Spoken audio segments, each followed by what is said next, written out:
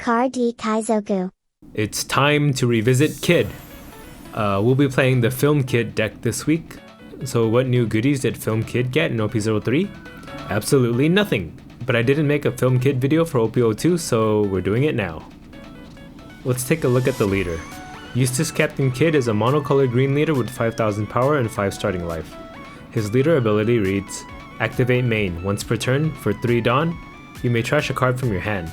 Switch this leader to active. He's been around since the game's inception as the Supernova starter deck leader. His strength comes from his ability to untap himself and attack a second time. This essentially doubles the value of any Dawn or any buff you give to your leader's power. The film version of this deck pairs his strong leader ability with cards that have the ability to swarm the board. This frees up Dawn for him to use for his double swings. You'll still be using your leader ability for critical board clearing and double swings for lethal, but now you'll most likely have a decent board as well, instead of just relying on keeping 8 cost Kid alive in a traditional Kid deck.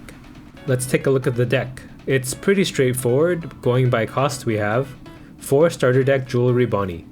We have Bonnie as a searcher for the deck.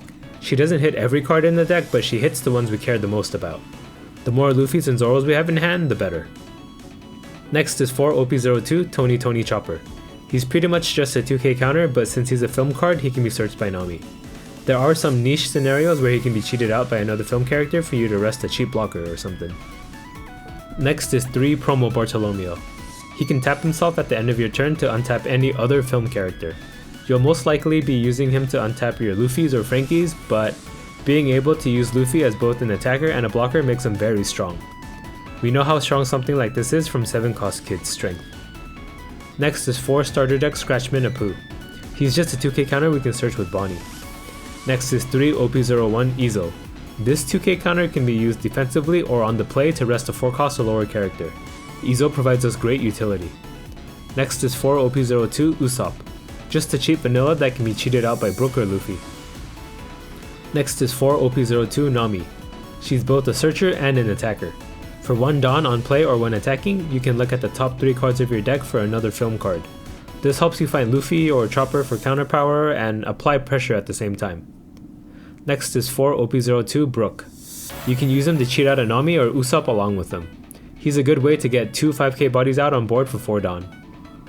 Next is 4 OP02 Zoro. 4 cost vanillas are strong in that they require a 2k counter to defend a leader attack with. They can also attack Whitebeard with no further Dawn investment. Zoro provides us utility beyond this though, being a great target for Luffy to cheat out. Next is 4 OP02 Frankie. If Zoro is great because he's a 4 cost vanilla, Frankie is slightly better for the same reason. The only downside is that there's no way to cheat him out. But a 7k body makes him a very sturdy attacker, and he's always 1k counter in hand when you don't need him. Next is the key to our deck. It's 4 OP02 Monkey D. Luffy. He activates so much of our deck. He lets you cheat out a 4 cost film character for free. This allows you to do insane tempo swings like play Luffy into Brook into Nami, and then you can pay 1 Dawn to draw with Nami. That was 3 characters and 1 card draw for 8 Dawn.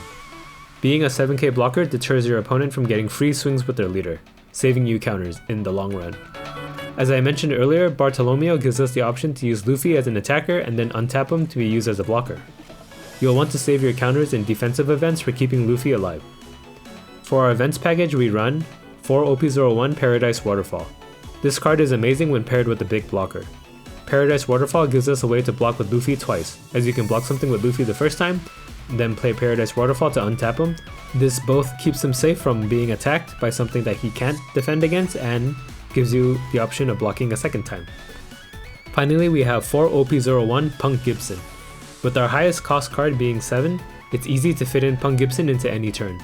Punk Gibson helps us in many ways. Being a 4k counter is great at keeping Luffy alive. The extra utility it has in tapping a 4 cost or lower character helps us close out games. Any pesky chump blockers or Marcos in the late game can be rested, allowing us access to a double 12k swing from our leader at their face. The sugar comes in clutch often too, as it can set up a kill the next turn or even save you from a lethal attack string from your opponent. For starting hands, you'll want Bonnie and Nami for sure. They're the 2 searchers for your deck, and you'll want to be able to find Luffy as reliably as possible. The deck lives or dies by how much value we can get out of our Luffy, so having him guaranteed in hand is also nice. Zoro is a great mid-game option to tide you over until you can search for Luffys. For matchups, against aggro, since you can swarm your board, you'll be able to trade back against their characters pretty easily. The only concern is the amount of counters you'll need to stay healthy enough to do so. Against mid-range, you have a decent chance of winning trade wars as you'll be able to play more characters than your opponent can, and you'll always have your leader ability available for cleanup as well. Once you get your Luffys online, you should have an easy time.